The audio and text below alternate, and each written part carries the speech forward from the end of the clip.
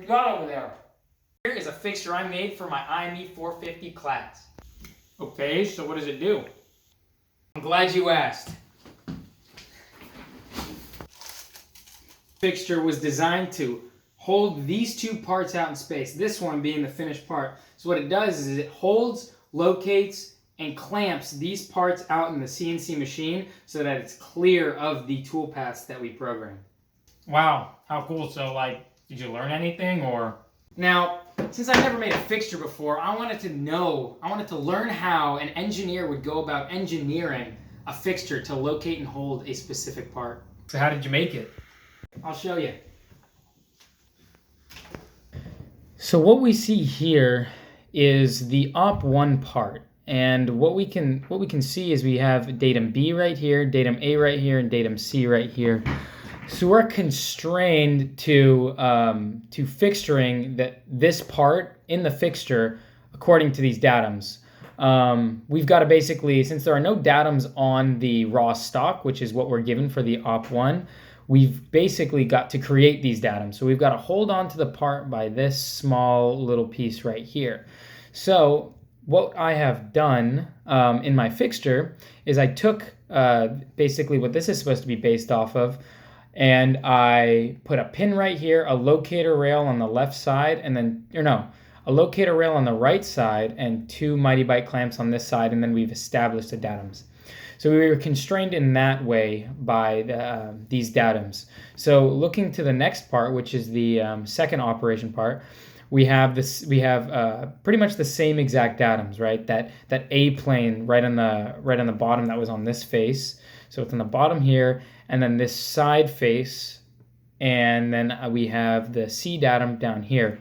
So when I was making the fixture, I put a pin on the C datum. I put the A face, I had that lying flat on the flat fixture, the Blanchard ground fixture itself. And the B, which is the B datum, is going to be restricted and located on the locating rail. We were also restricted with the machine that we were supposed to use, the VF2. We were restricted as well by the stock size that we were given for the parts and the ground plates. But that was pretty much it for the constraints. Another thing worth mentioning is that we were provided these fixturing parts. So the Mighty Bite clamps, we were given dimensions for the 10205s right here. So we had to count for those sizes when designing the fixture.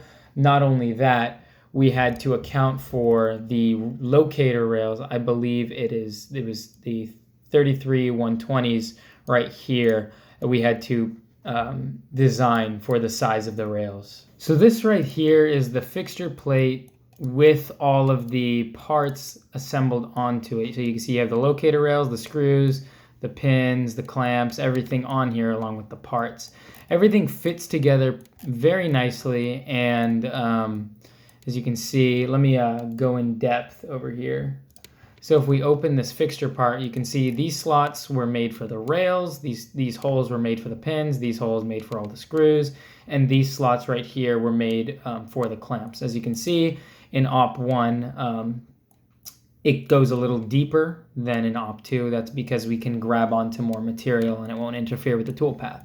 So these holes are, these cutouts are made to hook up the fixture to the table with some bolts. And then this right here is an indicator rail so that we can trim in our fixture on the vise to make sure it's all square. Other than that, this was the fixture design that we have. Now going into the HSM Works job, we can see all of the different tool paths that we've generated over here. So we've got the contouring the sides to length because the stock was a little longer than we needed it to be. Then we contoured this indicating band right here. Then we made the T-nut top relief and then the T-nut bottom relief. Then we basically made the locator rails, and we made the pockets, the Mighty Bite pockets. Then we contoured the locator rails to cutter comp them to the correct size. Then we spot drilled all of the holes in different operations. Then we drilled all the way through all of these.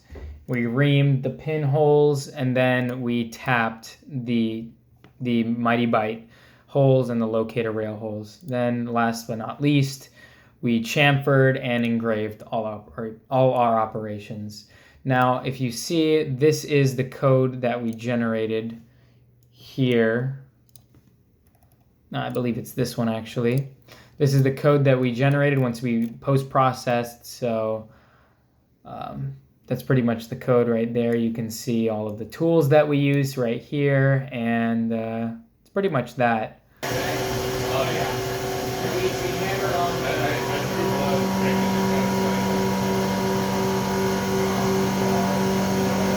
Well, it couldn't have been that easy. Did you mess up anything? What kind of problems did you encounter? I'm glad you asked. As you can see right here, when machining Op2, the toolpath had clashed with the pin because it wasn't pressed down far enough. Not only that, but I used 2 Mighty Bite clamps per operation, which made the fixture more expensive when I could have been fine using one clamp per op. You know, these Mighty Bite clamps can clamp up to 800 pounds of force, so I a little overdid it with the 2 on each op. So from what it sounds like, it was a success then, or what? Heck yeah, it was. Based on my objective, I was able to create these 2 properly tolerance parts on the VF2 out of the way of the machine's toolpath. Well, mostly out of the way with the exception of the pin over there. Glad to hear it, E-Glad. But I mean, like, if you could do something different, would you? As I discussed before, I would probably just push this pin a little further down, and like I said before, use 1 Mighty Bite clamp instead of 2 per operation. That's really all I'd change about this design. Maybe put the rail down a little further, but ultimately it worked out for what I needed it to, so I'm happy with it. Thanks for sharing your project with me. I sure learned a lot from this encounter.